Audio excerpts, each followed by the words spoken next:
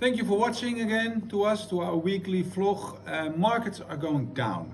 Stocks are going down at the moment. And at this moment, I mean over the last 2 weeks. And normally we talk about individual stocks or sectors or sometimes bonds or about the economy. But I think what we have 2 topics for you today. One topic is that we talk about why markets are going down, because you have periods that markets go down and you can look for where is it coming from, and you can't find it in people. They make up arguments, but I think there is something going on. I will talk about that. And Taco will talk about 2 examples that we gave 2 and 5 weeks ago, if I'm not mistaken. Approximately, yeah. We said 5 and 2 weeks ago that markets are high. Of course, they can always go higher, but until that moment, looking in the past, they were high.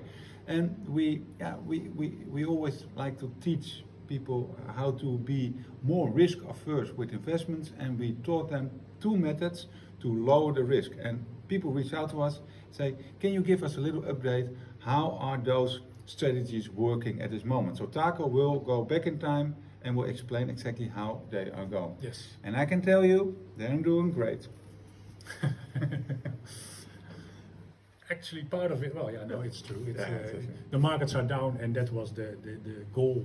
Yeah, risk averse. Risk averse, so then it's going well. The Nasdaq had his worst day in 400 trading days with a drop of 3%. 400 trading days is around 2 years. So I think that is a bad day and it is a bad period. So what is going on? It's figure season, so that means that a lot of companies come with their quarterly figures, Q2 figures.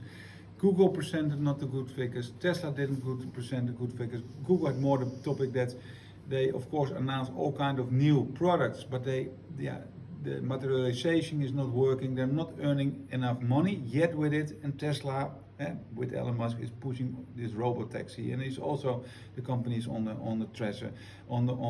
pressure. And I think that's for the whole sector of where Elon Musk is working. So the electric car industry is really under pressure.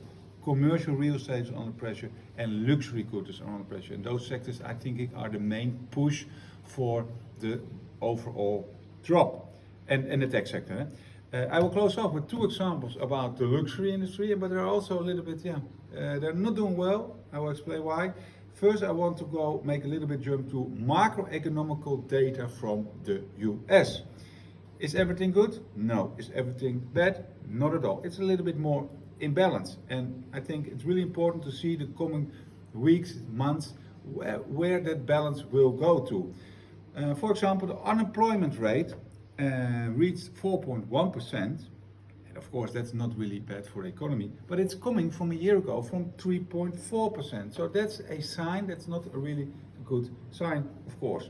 On the other hand, you can also say more people are unemployed, so that's a pressure on the prices.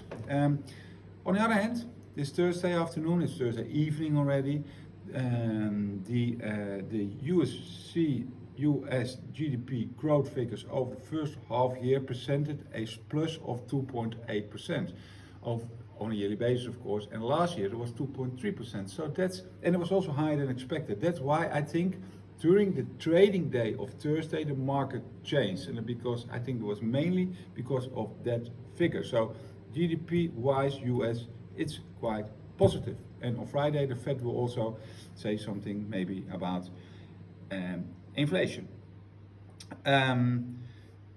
Is that the Google and the Tesla, are that now the main indicators? No, I think later in August Nvidia will present his figures, and that will be, and also everything in between from now and until then, that will be really important. Especially Nvidia will be really important. How is the semiconductor industry doing? A lot of people say it's a correction, it's a crash. It's not a crash. Maybe it's a correction, it's not set in stone. What is a correction? Some people say 10, 15%, some people say 10%. If you look at, for example, the S&P 500 lost almost 8% from its highest point in this year. So it's not even a correction. But if you look at certain underlying sectors, for example, the semiconductor sector, that dropped almost 16%. So the semiconductor industry is in a correction phase. If you think that's important, those figures, then you have to take that into consideration. Okay, and the last part, I want to talk about the luxury industry. We talked about it in the past, a lot about it.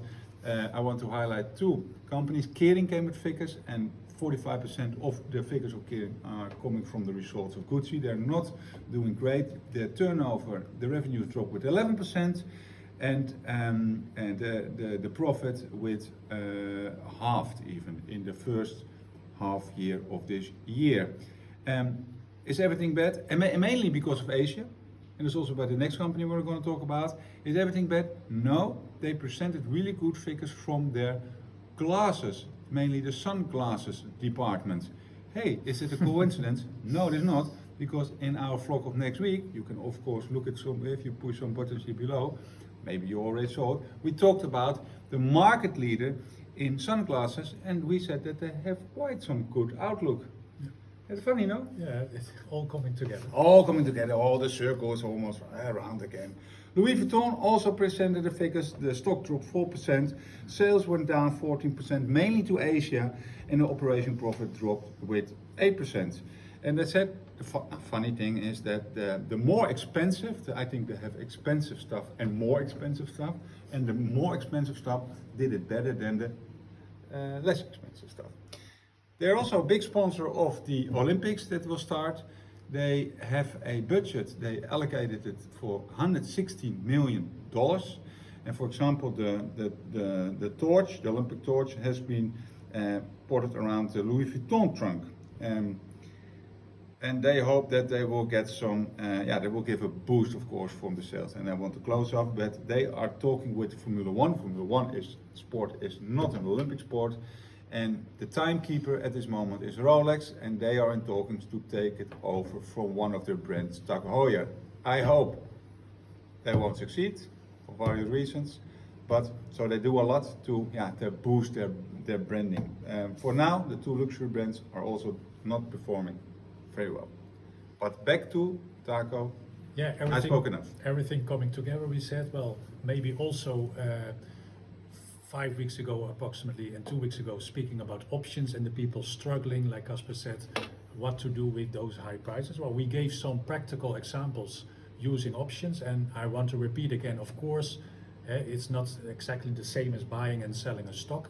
It doesn't have to be more risky, but in general it's a more complex product, so you have to know. Examples that you talk about are risk averse. Risk averse, but in general, the product, if it's used wrongly, like also with stocks, then you must know. So please have a look at the courses. But we give an update now about that situation, because actually you and Martin gave two examples.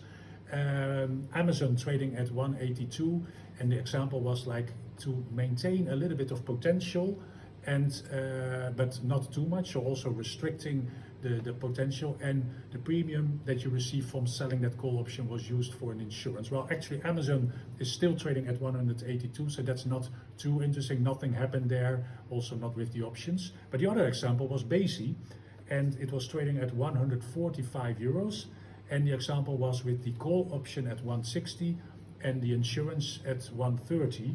And now today it was a very volatile session. It was around 127 euros, so 18 euros lower. And also I want to mention, this is not like, okay, I should have done this, so now I didn't do it, I'm lost. This actually still, you can work with these constructions. If you are still thinking, okay, I want to wait for a recovery, but I'm also thinking about what we said in this vlog, like maybe there are more things to come. You can still set up those kind of constructions. There are always prices around the price of the stock. But let's go back to Basi. Of that 18 euros loss of the stock in this time frame, approximately 9 euros is now covered by the option construction, meaning that the put option, the right to sell at 130, is now 10 euros, and it was bought for around 650, and the sold call option, that was you received 750 for it, or approximately, and that's now 150. So I won't put too much details, that you also can work with the options in the meantime. Closing, that would be too difficult. But in general, half of the drop of 18 euros would have been covered by having this. Yeah, but that's a really good conclusion. Thank you. I have maybe even, well, not better conclusion, but a better example, because maybe you remembered 2 weeks ago, we also had the example, someone with Nvidia, and he thought, I'm not going to work with the insurance, I'm just selling my stocks, but I'm waiting at $127. I'm waiting. How much sold at? What $127. And I'm waiting, like maybe someone is normally waiting with a limit order to buy it back at 120. Mm-hmm. We gave an alternative to having the obligation to buy at 120 during the 16th of August.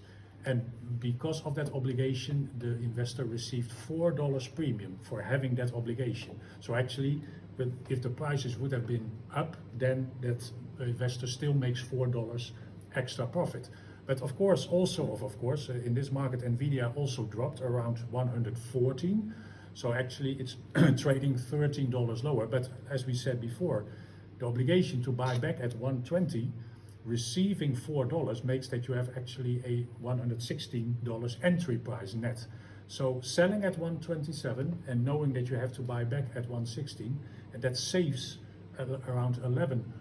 So those constructions really can work. Of course, we were not sure that markets go down. And probably the person that sold it at 127 made also a profit by selling it. Actually, the examples we gave also with Martin and Amazon this year up so much. So it's if you are in that position and you want to have still some potential by receiving that premium, I think you have done a good job. Of course, you still can think that you want to buy Nvidia now at 140, but you already have this obligation. You can also combine it. Yeah. There's a lot more, but let's keep it simple because we are working a lot with those kind of construction clients also. But if for you this is new, please, as a first step, have a look at the courses, and maybe you are interested by seeing those kind of examples.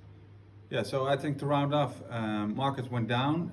Is there a why? Yes, there is a why. Some not too good results from like Tesla, Google, Kering, and Louis Vuitton. Market data is a little bit more mixed. There were also good results, quarterly results. Market data, the unemployment rate is going up, so that's not good. GDP is going up, and that is good. So be careful to look at the near future what the market data will show, and also what the other companies like Nvidia. You gave an example. What will they present later in August? That will be really important signs if markets maybe will stabilize, will go up or go down further. And if you think it will go down further, or maybe you don't think it will go down further, but you won't take you not want to take the risk, use one of those strategies, because we highlighted that it's not for nothing. 2 weeks ago and 5 weeks ago, and we gave you the tools, and it's never too late. What you said, there's always a day where you can during the day you can always do it. So it's never too late, and use those methods because you lower your risk, and that's important. Thank you. Give us your time. See you.